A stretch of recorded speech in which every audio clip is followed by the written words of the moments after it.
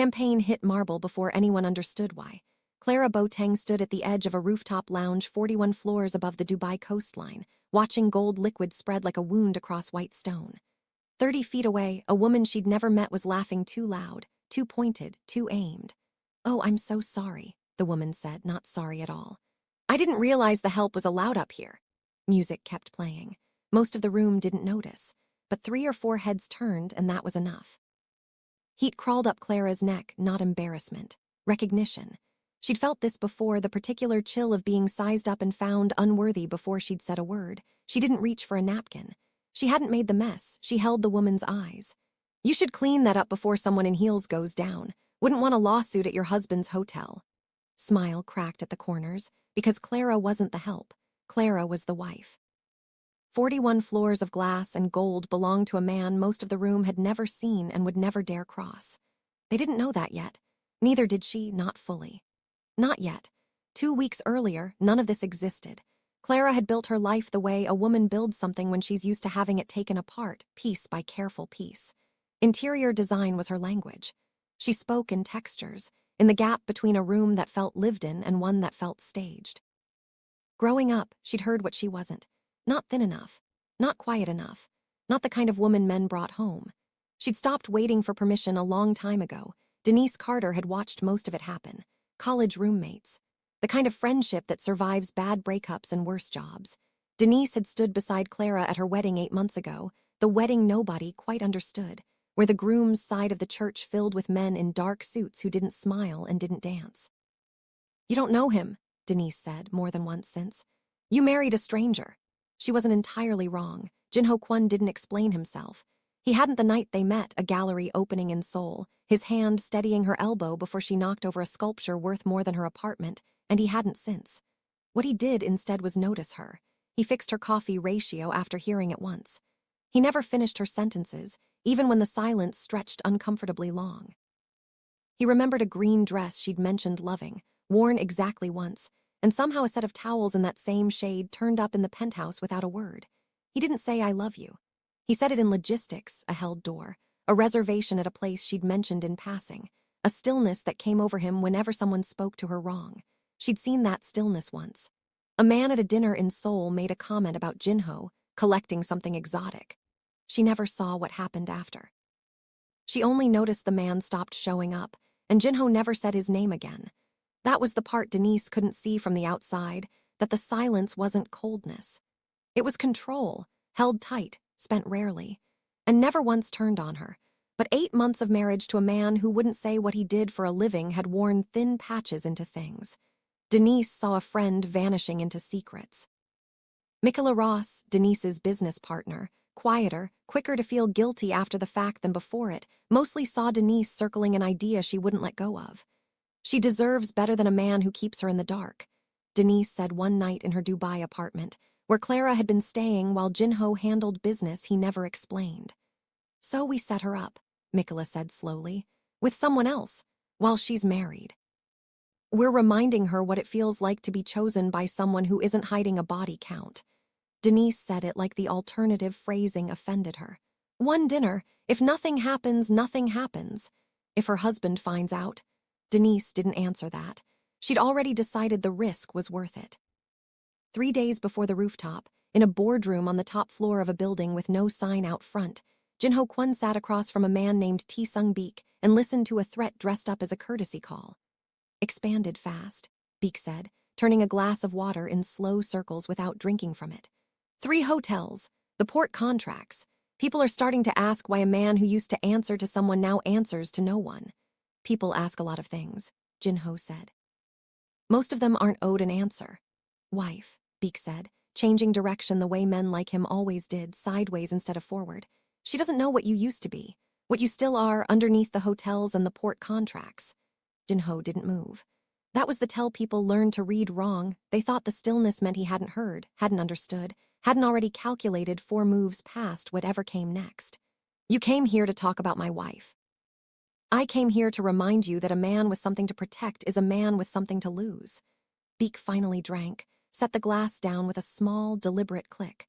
"I'd hate for anyone to find a way into that gap, between what she knows and what she doesn't." After Beek left, Minyu stood in the doorway a long moment before speaking.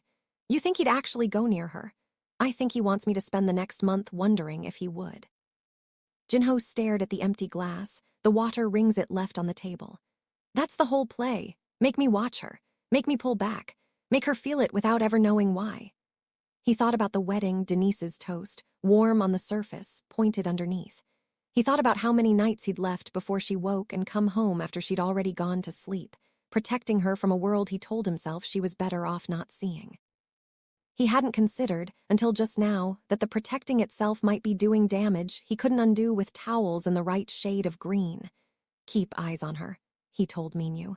Not because I don't trust her, because I don't trust what's circling. He didn't know yet that the danger circling his wife wouldn't come from Beak at all, not directly. It would come from the people who loved her most, acting on a fear that had nothing to do with organized crime and everything to do with two women who watched their friend disappear into silence and decided silence was the enemy. The night of the rooftop, Clara almost canceled twice. She sat on the edge of the penthouse bed, phone in hand, thumb hovering over a message to Denise. Can we just do dinner instead, somewhere quiet, and put the phone down without sending it?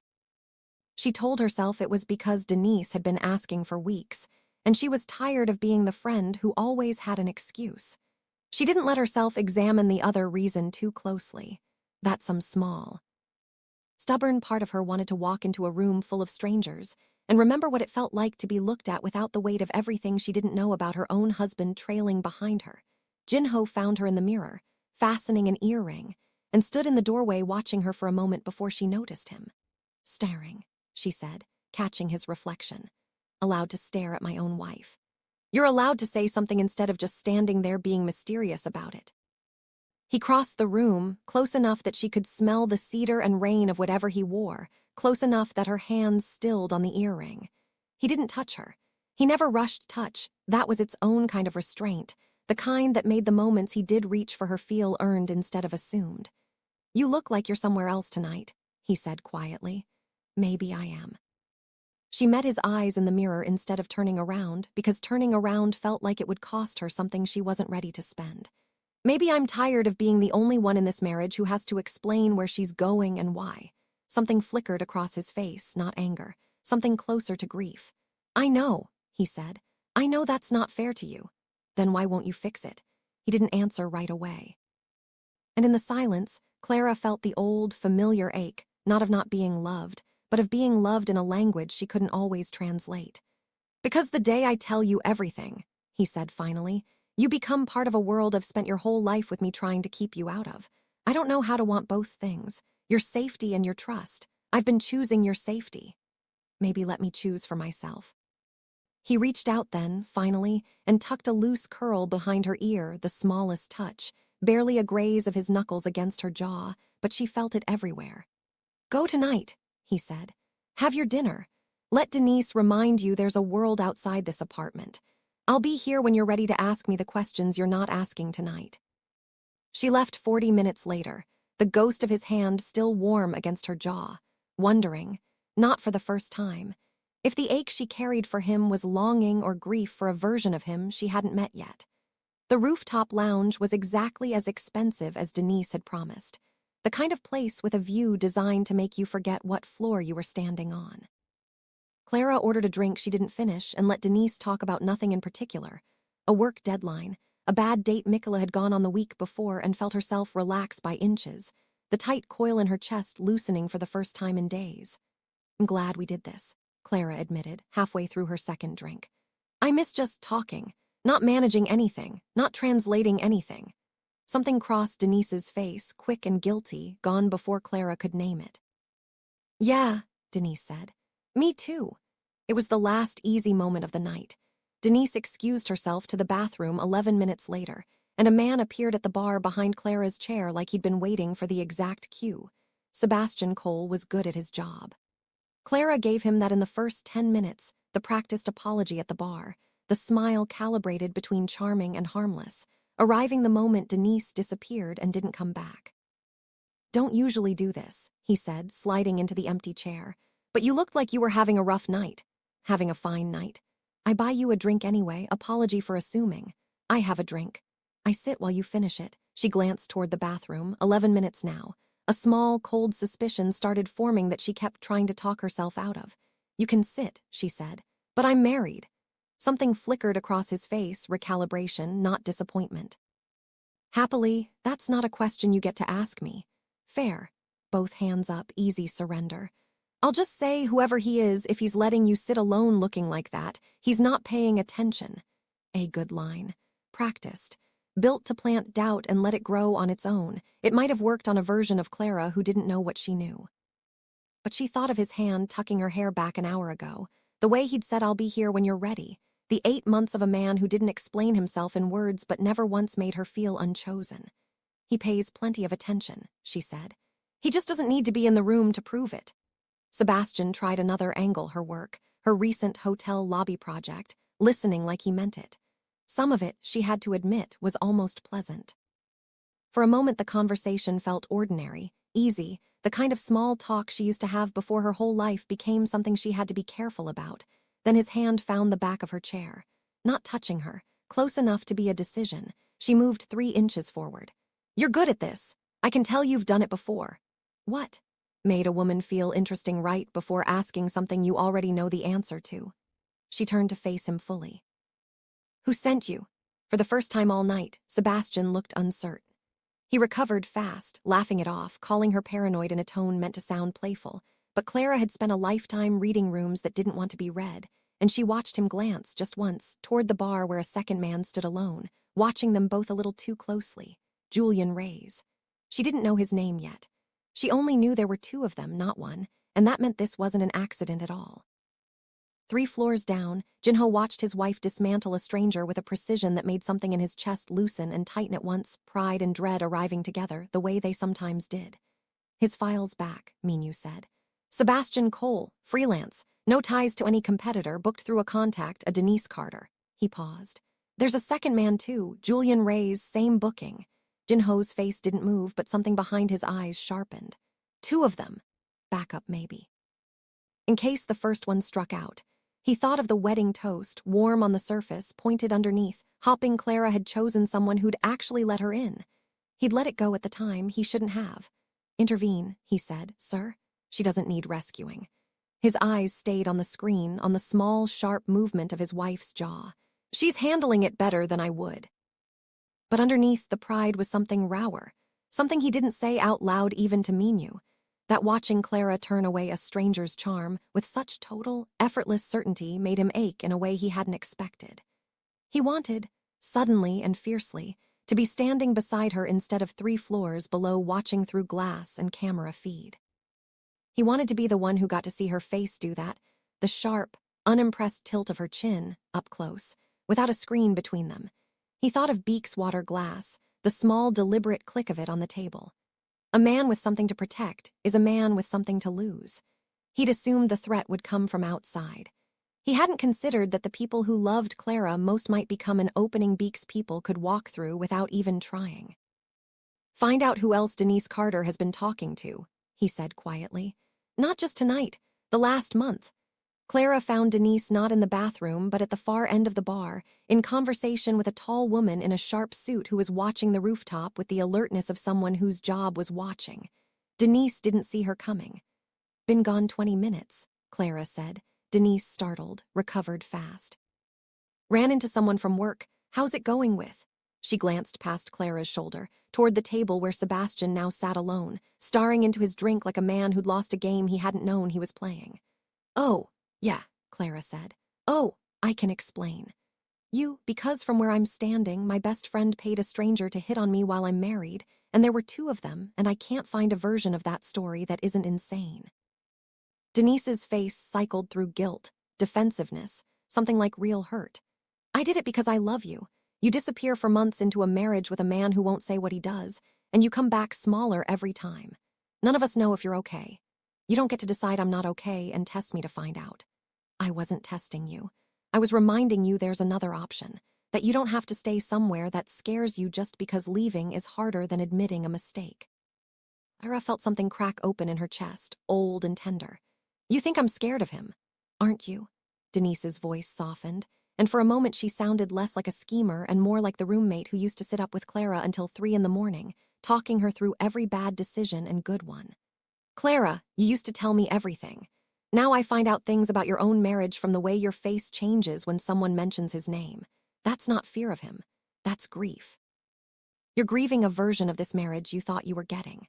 The words landed somewhere Clara didn't expect, a small true thing buried inside a wrong one. There were nights she lay awake wondering what Jinho did between 9 and midnight. There was grief in loving someone in pieces, in memorizing the shape of a man instead of knowing him whole. But that grief was hers. Hers to sit with, hers to bring to him, not Denise's to weaponize into a stranger's hand on the back of her chair. Maybe you're right, Clara said quietly. Maybe I am grieving something, but you don't get to decide what I do about that. You don't get to hire 2 men to find out if I'll cheat on my husband because you've decided that's easier than trusting me to handle my own marriage. Clara, go home, Clara said. I'll call you tomorrow, or I won't, haven't decided.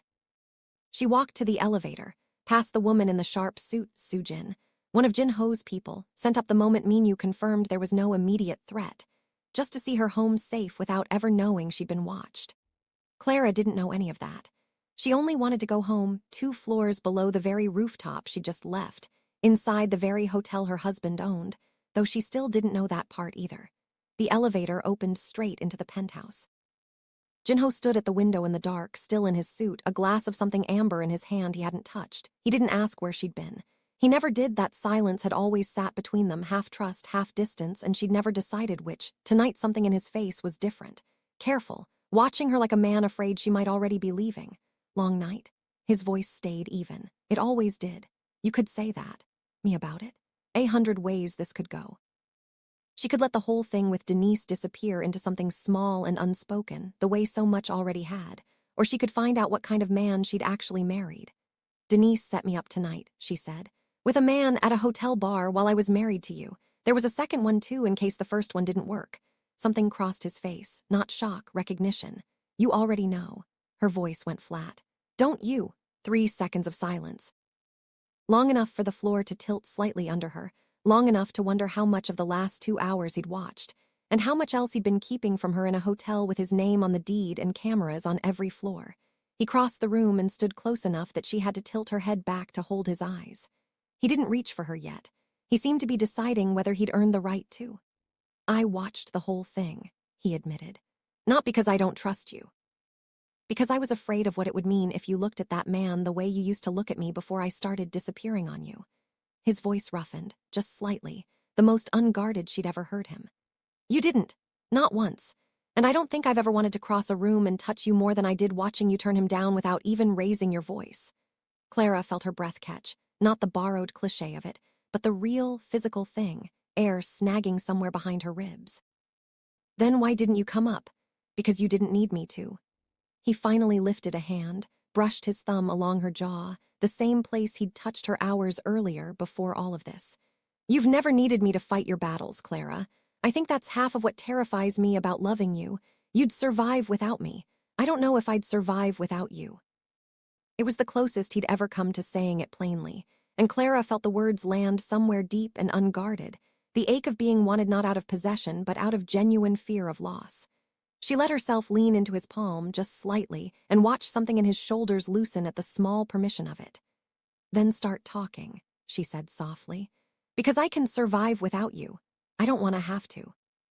He exhaled slowly, and for the first time in 8 months, Clara watched her husband search for words instead of withholding them on purpose. Hotel tonight, I own it. This building, 3 others on the coast, half the port district south of here. His thumb kept tracing the same slow line along her jaw, like the touch itself was steadying him. I didn't tell you because the moment I do, I can't take it back. I've watched what that knowledge does to people. I didn't want to watch it do that to you. Something in Clara's chest went quiet, the stillness of standing at the edge of a decision she couldn't undo. What do you actually do, Jinho? He looked at her a long moment, closer now than he'd been all week, close enough that she could feel the warmth of him even without touching. I think you already know the shape of it. I think you've known a while and haven't let yourself say it. She had. She'd known since the wedding, since the dark suits, since the stillness that came over him whenever someone crossed a line he never explained. She'd married the shape of a truth and told herself the details didn't matter. "Say it anyway," she whispered. "I want to hear you say it, not guess it." His hand slid from her jaw to the back of her neck, gentle, grounding, and for one suspended second Clara thought he might finally close the last inch of distance between them, that the confession and the kiss might arrive in the same breath, 8 months of careful restraint finally breaking. His phone lit up on the counter instead. Not a call, a single alert that changed his posture instantly. His hand stilled against her neck. He glanced at the screen, and the color went out of his face. "What is it?" He didn't let go of her. Not right away. His hand stayed at the back of her neck a beat too long, like he was memorizing the feel of it before whatever came next pulled him away. Then he turned the phone toward her instead of answering. A photo, time-stamped under an hour old. Denise, at the hotel bar, talking to someone Clara had never seen, a man in a dark suit with the same unmistakable stillness she'd learned, over 8 months, to read as danger. "Who is that?" "A man who works for someone I've spent 3 years keeping away from you." Jinho was already moving for his jacket, already becoming, in front of her, a version of himself she'd never fully seen, the careful stillness replaced by something sharper, faster, a man calculating threat instead of tenderness. "His name is Beak. He came to see me 3 days ago. He mentioned you by name." Clara's stomach dropped. "And you didn't tell me." "I was going to. Tonight." Before, he stopped himself, jaw tight. "I was trying to find the right way to say it without terrifying you. There isn't a right way, Jinho. There's just the truth, and you either tell it to me or you don't." Something in his face cracked at that grief, guilt, and underneath it, a kind of fierce resolve. He crossed back to her in 2 steps, cupped her face in both hands like he was afraid this might be the last time he got to. "Right," he said. "And I promise you, when I come back tonight, I'll tell you everything, every piece of it. No more protecting you from the truth of who I am." His thumb brushed once, slow, beneath her eye. "But right now, if he's talking to Denise, that means he's already found the gap I was afraid of. I need to close it before he uses her to get to you. Jin-ho, trust me for the next 24 hours. His forehead dropped to hers for one unbearable second, close enough that she felt his breath instead of heard his voice. "Whatever happens, whatever you hear about me tonight." Then he was gone, the elevator doors sliding shut behind him, the ghost of his hands still warm on her face. And Clara Boateng stood alone in a penthouse she now understood belonged to a man she'd only just started to truly know. A photo still glowing on the counter, a name she didn't recognize, and the growing cold certainty that whatever Denise had set into motion, tonight had nothing to do with a rooftop bar, and everything to do with a danger that had been circling her marriage long before either of them noticed it arrive. She thought of his hand at the back of her neck, the words he hadn't finished saying, the kiss that almost happened and didn't. And she understood, standing alone in the dark, that the next 24 hours wouldn't just decide whether Denise was safe. They'd decide whether she finally got the rest of that unfinished sentence or lost the chance to hear it at all. What do you think Denise walked into without realizing it? And what do you think Jinho's about to walk into to protect her? Drop your theory in the comments. Part 2 picks up right where this leaves off.